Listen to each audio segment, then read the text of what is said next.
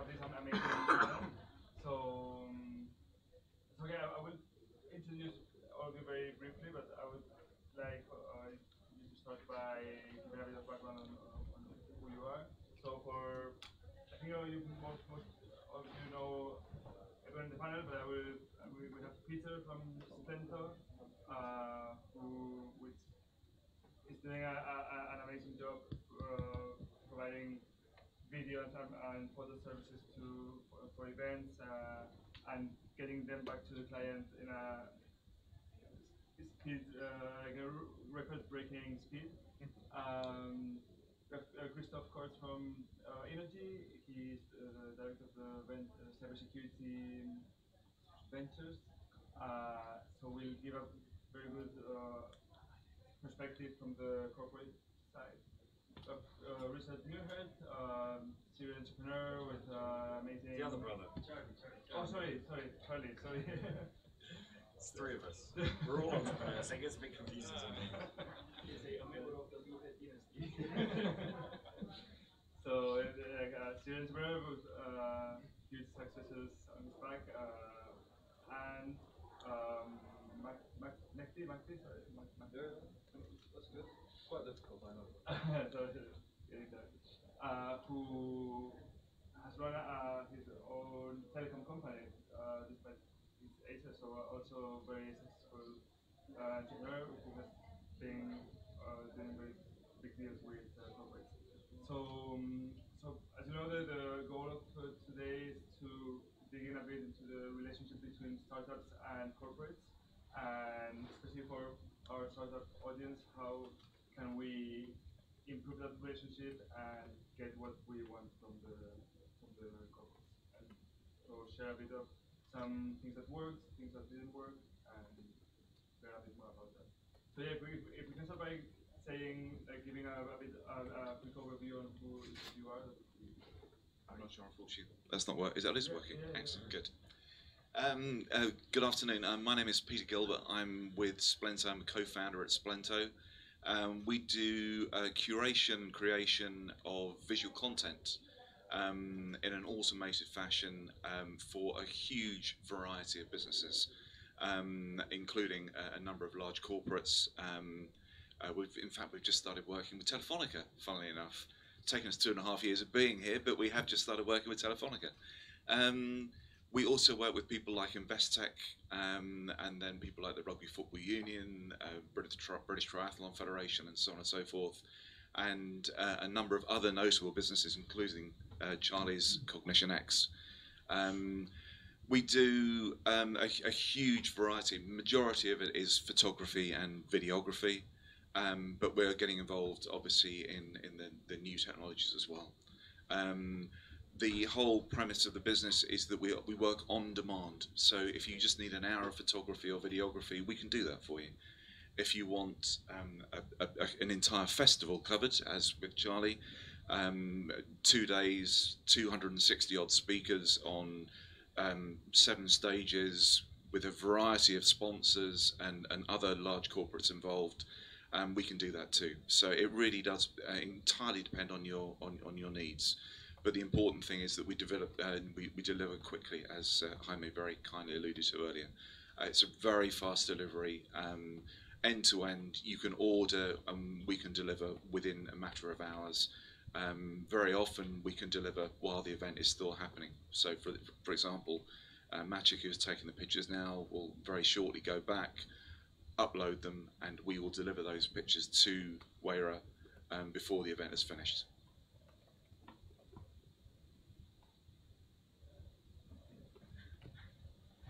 Okay, yeah, my name is Christoph Kortz. I'm from the Innovation Hub of Energy. Energy is a large German utility, but we're active in many countries in Europe. We're selling power and gas. And since several years, we are facing the challenge that the energy world is disruptively changing.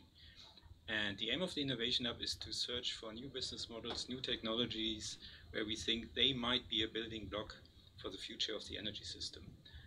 We are doing it by investing in startups, in early phase startups, seed startups, USA startups, along different areas.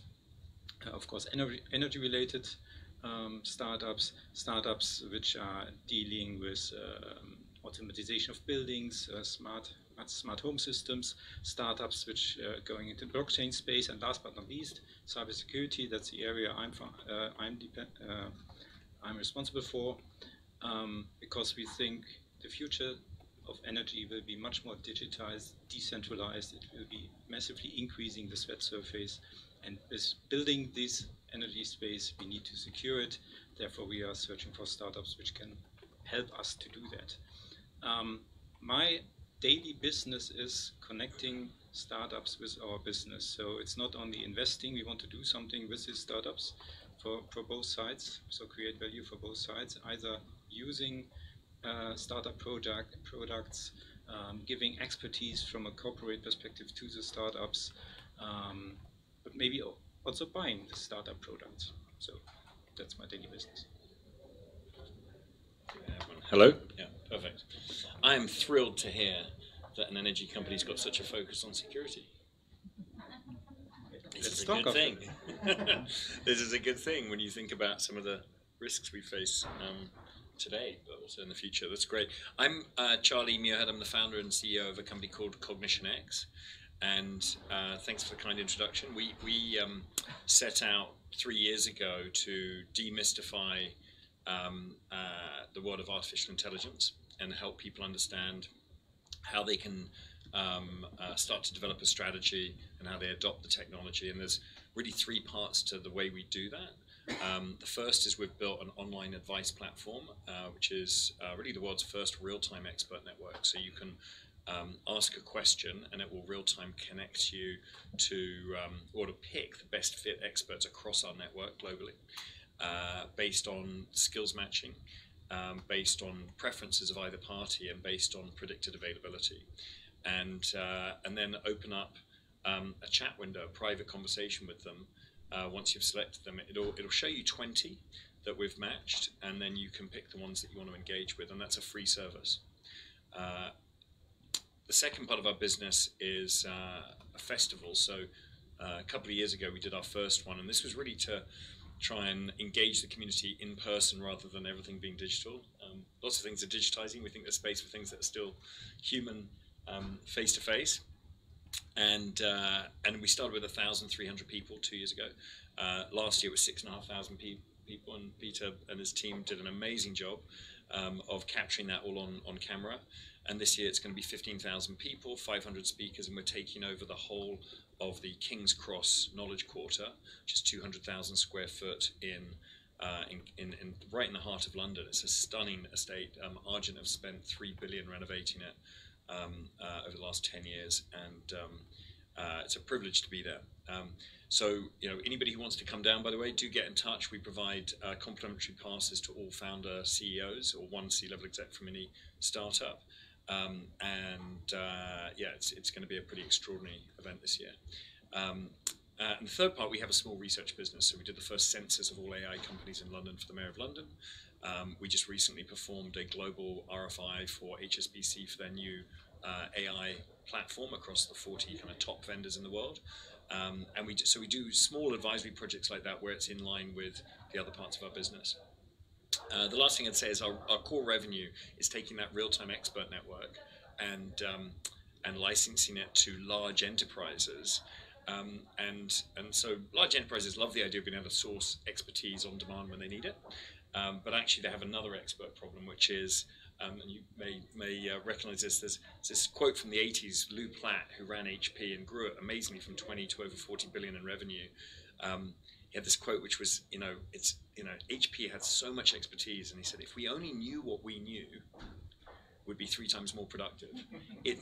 We've got the best brains in the world, but I've got a problem, and you can sit in a room and it's not getting solved, and you're kind of blocked. And you're like, how is it possible we can't find somebody who's either done this before, decided why we shouldn't do this, or whatever it is? And so we open up an enterprise network for each of those clients. And you punch in a question, or you get a speaker question, and in real time it'll tell you who externally could answer that and who internally could answer that. and that's the kind of SaaS revenue stream. And we just announced Unilever invested in the company, and they're rolling that out. Henkel, and those are the two public names I can mention, but there's a whole pipeline of large enterprises. But we charge £10 per month for it, and so the ROI is if it saves a 50,000 person a year salaried employee 15 minutes, it's ROI positive. But through all those three activities, we work with a lot of big corporates, and the good, the bad, and the ugly, everything in between. I've been stamped on like a mouse by the elephant before. I can tell you what that feels like. So great to be here on the panel, and looking forward to it. How many questions have been asked on the platform? That's a good question. So we're still pre-launch of the actual expert network. It's got 3,000 people on the buy side, if you like, asking questions, and 300 people, over 300 machine learning experts on the supply side. And it's it's obviously confidential who's on the platform. You only get to see people. You can't look up a directory. You only get to see people by asking a question. And it's but there are the heads of ML in some of the biggest companies in the world on there, available for free. I don't know if this is working. Do we need this? Yeah, for the people joining. I see. Right. So my name is Mahdi. People here call me Mahdi because they can't voice the H really well. So I'm the CEO of Ori. I've been in telecoms for about 10 years now. This is my third business, and from the day I started till now, my business was always selling to telcos. So it's quite fitting for me to be sitting here as well. So I sold to all types of mobile operators, all types of different fixed line networks, ministries of telecommunications since I started till now. Services, softwares, minutes. Yeah, this is a business that not many people know, but one of my biggest companies so far was an international carrier, wholesale carrier, basically, and we used to trade minutes between the mobile operators. At one point, we were carrying about 1 billion of calling minutes a year on our network. It's kind of like the stock market, but instead of selling up and down, some of you might know. I can see some people nodding their heads. So yeah. It's like the backstage of the telco industry, basically. But I'm not doing that anymore. It's changed. Everyone is using WhatsApp, so there's no need for us anymore. At the moment, Ori, we went into edge computing, or they put us under the umbrella of edge computing now, but the whole concept was that a lot of new services are coming up and needing to have relationships with mobile networks, or to have relationship with infrastructure owners, which happens to be the biggest infrastructure owners are mobile networks at this stage. And as you all may know, that the relationship between small players or even big players is quite difficult to get into the networks, or to try and get a deal from the network, because you have a commercial type of onboarding process, technical onboarding process, and going through so many different departments in the network. And I know this really well. So the idea was starting that let's build a platform where people can instantly access networks or deploy a service over network. So we started working with 5G networks at the beginning. We started looking at how 5G networks are evolving, and the whole concept of software-driven networks removing legacy equipment and becoming servers. And we found out that basically networks are becoming some kind of a distributed computing infrastructure because of all these different distributed servers. And some networks, like Telefonica, are actually investing in computing resources or micro data centers all around the networks. And the question was, how do we give people access to these resources, whether they're legacy resources or already invested in, or part of the 5G networks, or new resources that are building and putting in, whether on the access layer of the network all the way to the central office locations that they have. And the answer was as simple as the way people deploy things in a cloud environment, they should be able to deploy things over a networked environment, over a distributed network. And this is where we started building our platform, which is now in pilot phase with Telefonica. That's why we're here as well. And the idea is actually to go beyond even Telefonica, so we have a multi-access layer of different types of infrastructure, As companies who want to deploy things on edge computing resources or networks, you don't really need to know who the network is, what's the networking layer, what's the virtualization layer, and because then you need to have an army of IT people and networking people working for you, with you, to do that. What we're doing is we're simplifying the whole process for everyone, is that you can define a geography, define latency capabilities, compute GPU, CPU, different things, and with one click you can basically deploy your service or part of your service onto these locations that you've identified over a map, basically. So that's what we're doing. Thank you. Okay, so I would like to start with Peter. You mentioned that it took more than 2 years to close a deal with Telefonica. So I don't want to expose too much Telefonica, but that's sounds crazy from our startup point of view and the timing that we took for. So what do you think were the main challenges and what were the main barriers to get that deal? I think. It's not working. You can have another one. Maybe turn it on. Hello. Good. I think Charlie had it absolutely right. I mean, very often, you are trying to. It's a big nut, Telefonica, really big nut. So you have to rough with the smooth. Sometimes we'll make contact with, and particularly at Charlie's event, we made contact with some really good people at SoftBank, FT, and so on and so forth. Direct contact is brilliant, absolutely brilliant. Referrals, even better.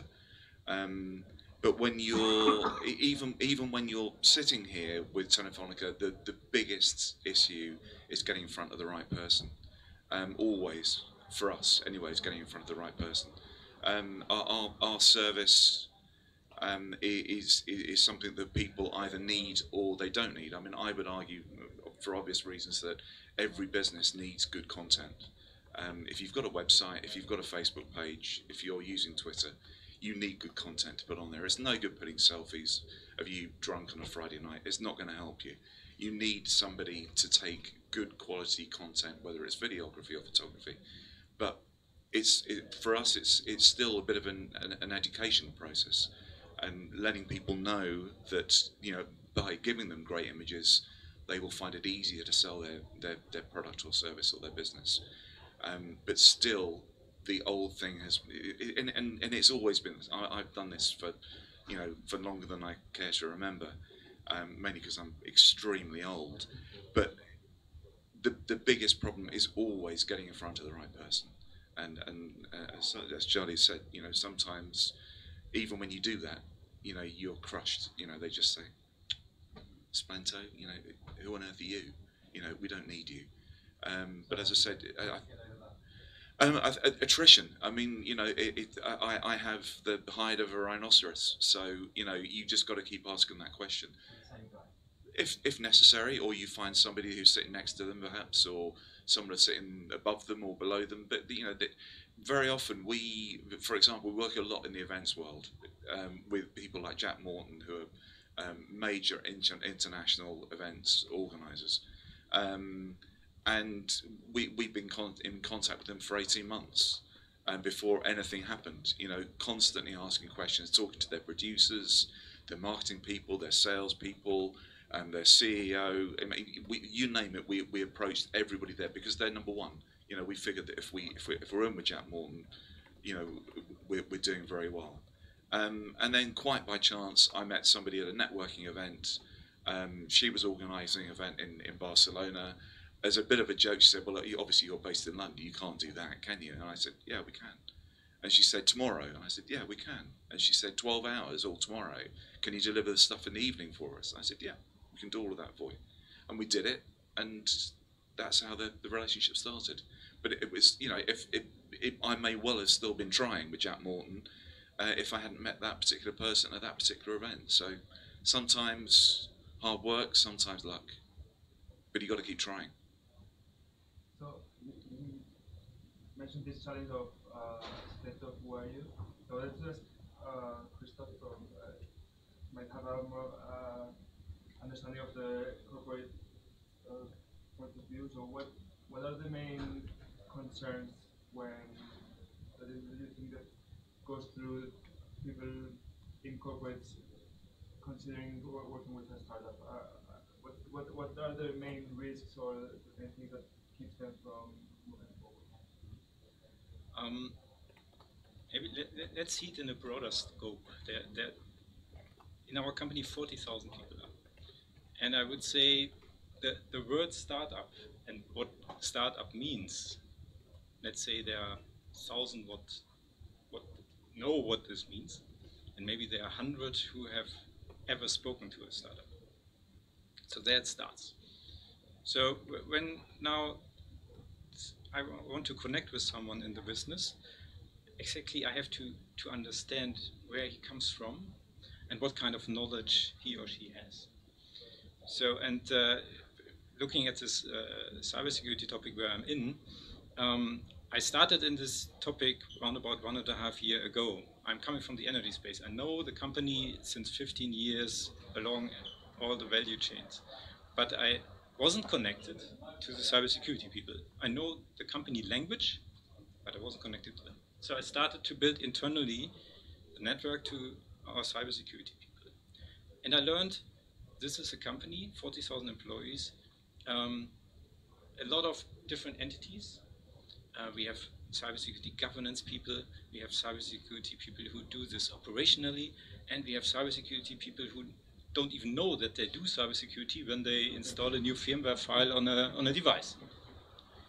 So when I have now a startup where I think this is worth to invest in, I would like to connect the startup to these kind of people, I have to find out who is the right one. And part of my daily business is having lunch with thousands of people to get them to know what I'm doing, to get them understanding this is a startup that might be interesting, to get them on board and addressing, hey, you're a great technology guy. Would you be interested to talk to someone who has a great technology coming from Tel Aviv? And there it starts coming to your question. There it starts, okay, Tel Aviv, I don't know Tel Aviv, Israel, people are fighting there. That's what I know from the press. So I don't want to get in contact with them. So it's about educating them who is doing what, and it takes a long of preparatory work until these people are ready to engage with a startup. The second thing is that it's a language problem. If you talk to someone who is working in Germany somewhere in the grid system and installing cables somewhere, this guy is not used to talk English, and he's also not used to talk to externals. So get them familiar, starting them, getting them familiar, getting them ready to start to these people. And then comes third part, the different culture, not the German English language culture, but it's if a guy from a corporate says, okay, I'm interested in that, this means sounds good what you're saying, I will think about it, and maybe I'm coming back in 3 months, or I don't come back, so something like that. Startup things, okay, tomorrow we have a proof of concept, and a day later we sell something. So, and that's also being the translator between both. After this connection, talking to the startup again, talking to the business guys again, and cleaning all this stuff up. It's basically management. It's intercultural relationship management, something like that. So if you don't exist in a large corporate, how does a little guy talk to a corporate? If you as an individual, because you're connected. Energy is obviously a pretty incredible place to hide you into that role. And there must be some people in the C-suite who recognise that innovation is necessary. Yeah. If you don't exist in that role, how does a startup talk to a large business? Okay, maybe start going there where the company is, so maybe any fairs or conferences or something. The more innovation-oriented the conference is, the better it is. But it's very important, try to listen, try to understand where the problem is, try to see behind the words the guy is saying. So it's I think that your job is less giving a great pitch. Your job is also at least the same rate as understanding and trying to get to know this people, and then if you understand their problem, if you understand their culture, then it is. So actually, then you have to do my job. But there's not a silver bullet for that, unfortunately not. But go there where you expect that there might be people who are at least interested in innovation. That doesn't mean that they know how to talk to you, but then you have a starting point. It's like getting information from the corporate, like, you know, like who's the decision maker, what's the timing, what's the engineering, it's an important part. So you've had a lot of experience working with corporates. How have you managed to get this information? Yeah, I mean, my experiences working with big companies has been definitely hit and miss, and but we've had some great outcomes actually. I guess if I was to distill it down, I think as the small company, the kind of whole mouse dancing with an elephant thing is an analogy that I'd heard from somebody else, and I think it's a good one. And the thing about the elephant is it doesn't intentionally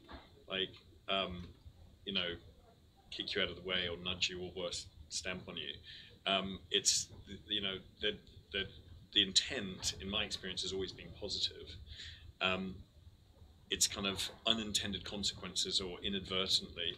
So I think on the access side, I think it's fantastic that more corporates are putting in place accelerators, incubators, and so on to try and make contact. But we've been here with Telefonica for also multiple years, and we just did our first workshop with Telefonica, and it was a great workshop. We did directly with the whole board, and had a discussion around AI and the potential of AI, and it was great.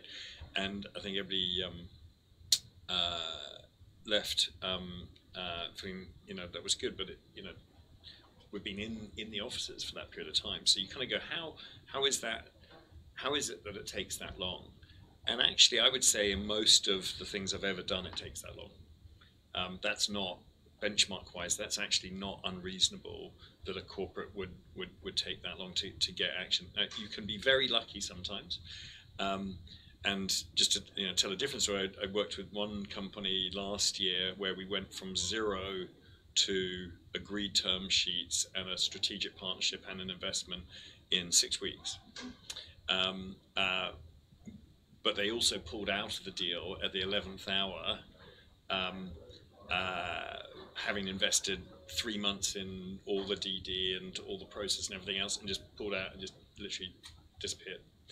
And so, that was a bad example. So sometimes taking the time and going through the right process and getting there is actually can be a good thing, because maybe there's more qualified intention, and you've checked that all these things do make sense. In the case of the deal that came and went really quickly, it turned out one stakeholder group hadn't really been on board, and because it all happened so fast, when they did get involved in the decision-making process, the whole thing just came undone.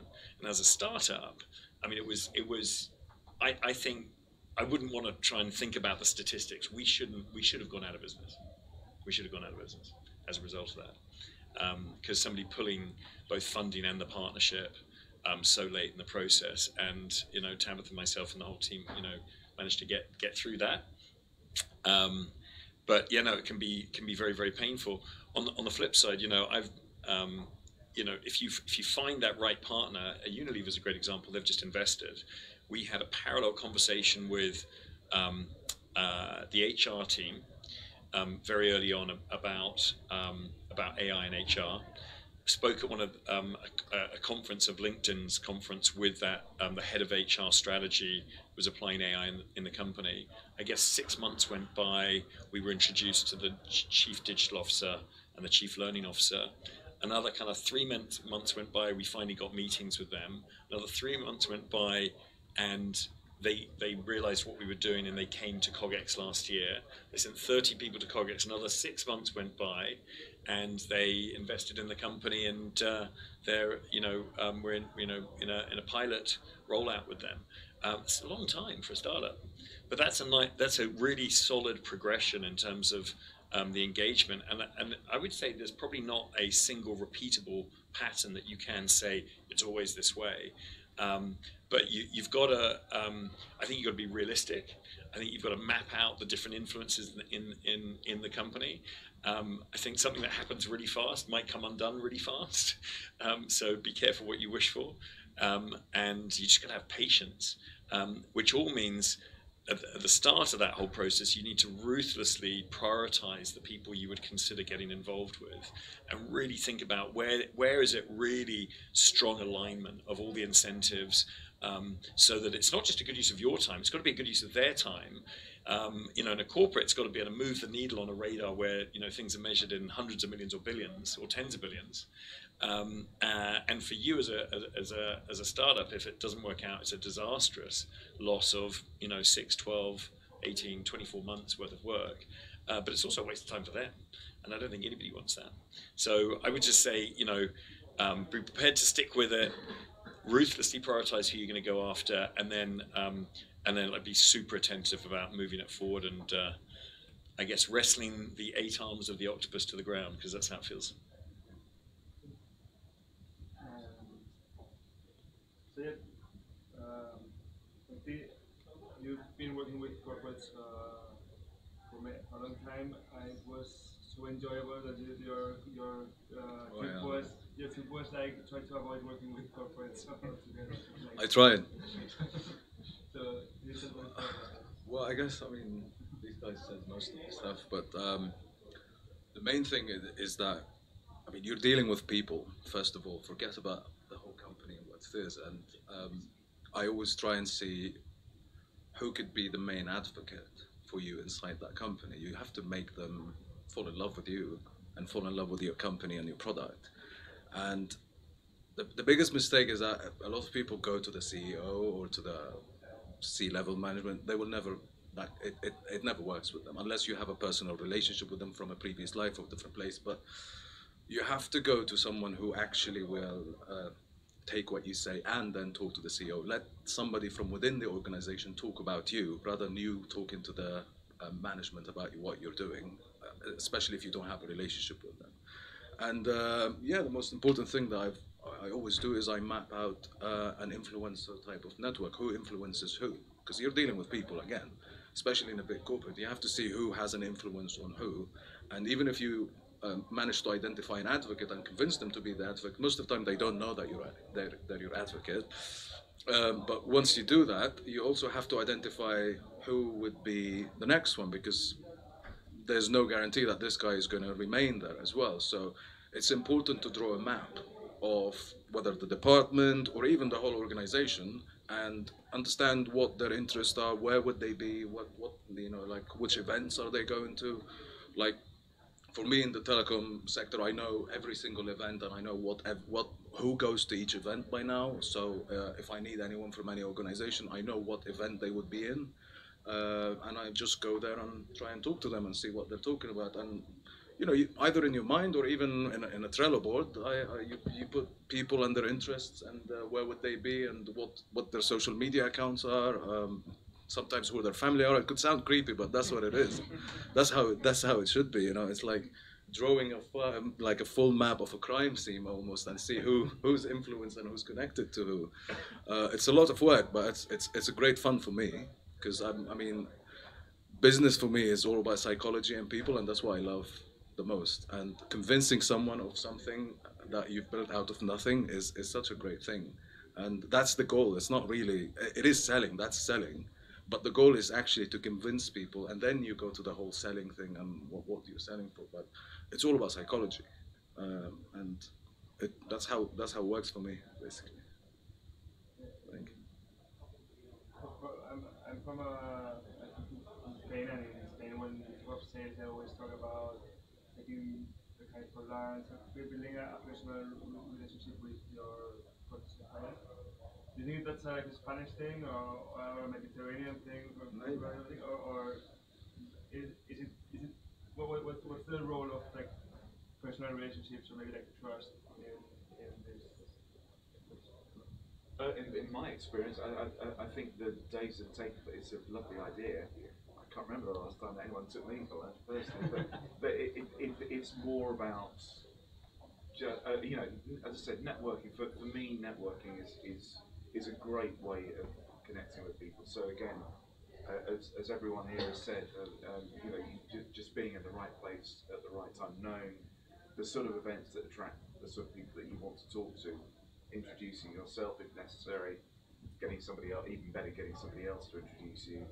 And yeah, I mean, all the old sort of more traditional methods, coffee, lunch, you know, whatever it is that you need to do.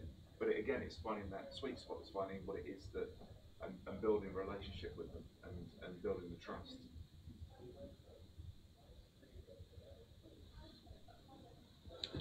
I mean,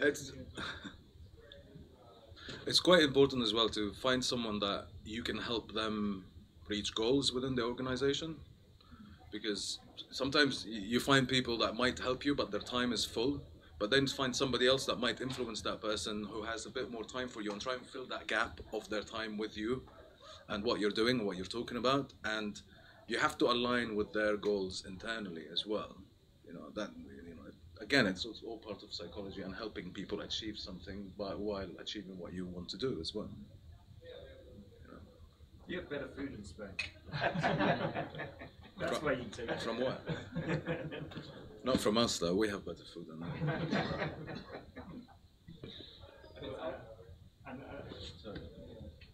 But I think it's also about being well prepared when you go to this kind of meeting. So understand the business, or try to understand the business of your customer. It's different if you go to an energy company or to a telco company. Totally different. And you watch maybe press releases from this company over the last half a year to see what they are doing, where they're active in. Find a linking pin. If they do innovation activities, find someone there. If they're doing something in AI, look if you find a press release that they are doing something great with AI. So it's about going to this meeting well prepared. So put some more time at the beginning. You have only one chance, and this needs to be right. Yeah, absolutely. One of my mentors many years ago used to say, if you haven't got some, this is a bit old school, but if you haven't got some printed material about the client, it could be the most recent article or whatever, kind of on the table when you arrive at the meeting with some notes on it or something. There's just lots of different ways to even signal that you've taken the time to prepare. You know, I want your business. I want a relationship with you. I think that's a really, really important point. We get our teams to do something we call an echo back, and that's usually either slide 2, 3, or 4 in the deck, right, right up the front, and we do a collage of all the press clippings and statements and the key stakeholders and initiatives as a kind of a mashup on the front. As a slide visually, and all we're really doing is as a management, it's a way of getting your sales team to make sure they've tuned into who they're going to see. It's also a way of doing the equivalent of what that mentor told me 20 years ago, of showing that you've done it, and showing that I've invested the time and I value your time and thank you for taking the time to meet me. So I'd highly recommend that. I absolutely wouldn't do face-to-face meetings until you've qualified an opportunity. Now, if you meet somebody through a networking, and I think events, and obviously we run a festival, we're huge advocates of in-person networking and figuring out where the person you want to see is next speaking, is frankly, I still think there's no better way really to open up opportunities as a startup. You know, we have a startup village at CogX where we have hundreds of people showcasing, and just people stream by those. So that's one way. The other way is just to go and grab anybody who's a speaker after their speech and make an intelligent comment about it. You know, don't just walk up and say, "Hey, I want to sell you something," and jump all over. But we actually go the other way. We actually push our guys not to say, "Let's go have a meeting." We say, "Let's jump on a 15-minute call. Let's have an initial call. Let's have a short initial call, so it's not burdensome for them, and just try and work out how, in a very short call, video maybe, so you a bit more relationship. How in the shortest call possible can you qualify and allow them to qualify you, you to qualify them, and see whether it's worth spending more time? Because that's the enemy, is time, not just for you, but for them. So I think working with people to just try and make that efficient. Some people kind of get a bit upset, oh God, they're only going to give me 15 minutes of their time or 5 minutes of their time, but that's actually the best tactic these days. Now, if it's going really well and it's qualifying in, then, set up a time to see the person. But you still need to do that research before the 15-minute call, right? So maybe adding on this and just giving a worst case example. So I'm going around searching for startups, and the first contact with the startup is, of course, they're doing a pitch. We're doing this business, we have customers, we are going for a funding round, blah, blah, blah. So sounds interesting. I would like to connect you to someone from the business. This is a technology expert from our business. And yeah, let's go there. And he showed the same pitch. He showed something about we have customers, we're going for an investment round, and this technology guy said, I don't have a clue about this. The pitch should have been, hey, we are going into deep tech, this is a difference we are making, and here's the technology. And so grab them in their interest of being a technology guy. But he made an investment pitch. So that was a chance. Missed. Great. So we need to wrap up.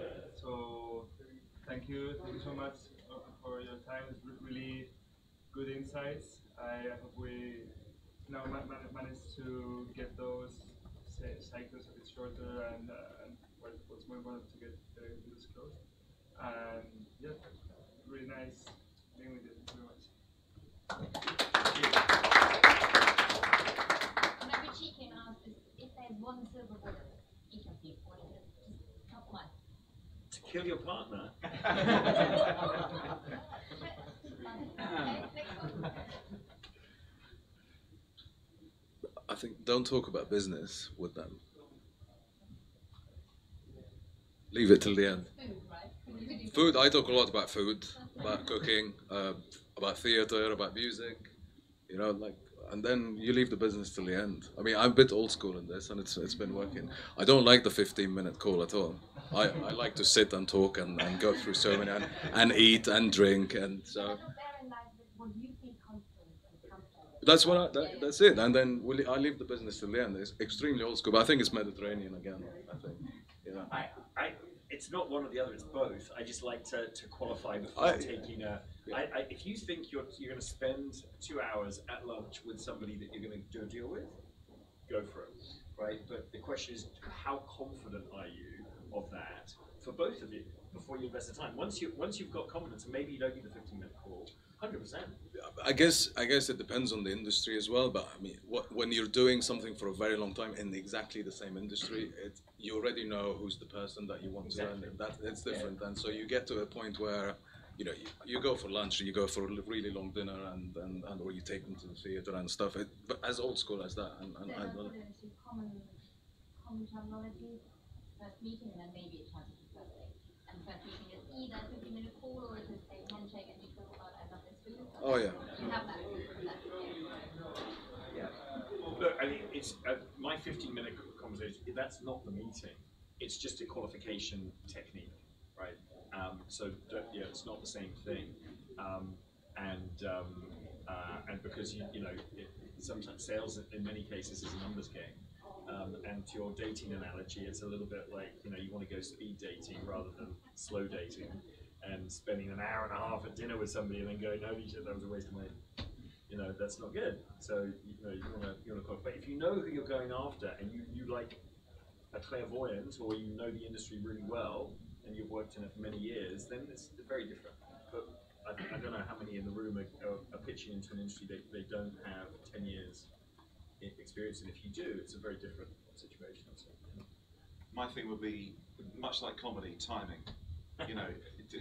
Never ever, as Charlie said, it's fine if you go and introduce yourself to a speaker or someone that you want to meet. Don't ever start pitching them within 30 seconds of saying those. And you nod and shake your head. Believe me, I've seen plenty of people done it to me as well. So don't ever do. We do a lot of sports events, and we did an event we did with British Triathlon Federation. So people, I'm sure we've all at some point been in a gym or gone for a run. You're not necessarily at your best when you've either run 10k or swum half a mile or whatever. There were people literally getting out of the water, and one of the guys was the commercial director of the British Triathlon Federation, and I actually saw one of the other competitors running along next to him in a triathlon suit, pitching to him about an event that he wanted to do with him. So this guy Ben just looked at me and just sort of went, you know, but again, once you get that opportunity, whatever happens, don't miss it. You know, when someone gives you that green light to actually enlarge, you know, tell them what it is that you do, you know, give it everything, absolutely everything. Don't leave anything out. Do you have the name of that person? No, I do. I do. And funny enough, we got pictures of them as well, but I'm far too discreet to broadcast those. But hilarious. But that would be a good case then. Yeah. Yeah. He could watch that. Yeah. If he wanted. Yeah. You'd like to think, wouldn't you? And actually, if you have the chance to talk to someone, take also the chance to ask questions and listen very seriously what he's answering. Try to understand. That is an awesome point. Yeah. Don't pitch. Ask a question. I mean, hopefully you've heard there's a technique called the power of questions and the power of silence and the last drop. If you Google 3 things about something, those are 3 really important things. The last drop is I'm so glad you mentioned that. The number of times people ask a question and either don't listen to the answer, listen to the answer for like 30 seconds, or listen to the answer for 5 minutes, but actually the person on the other side had more to say.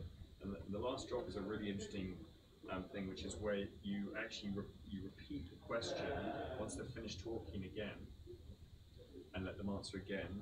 And then you actually just pause, almost create an awkwardness, and then it can sound slightly the question again, you know. And the way the human brain works, because we're all so busy, and we don't do much prep, is the truth. The person in the meeting probably will do their best thinking while they were thinking of the first 2 answers, and come up with their best answer on the 3rd answer, and that can be the gold. You know, that you're hunting for, and can be the best insight from the customer about where they might use your product, where the value might be, or the business cases. And you can apply this to anything from interviewing to whatever. But yeah, listening, they call it. You know, it's not telling, it's selling, which is actually asking the right questions. Great. Thank you very much. Thank you. Very good.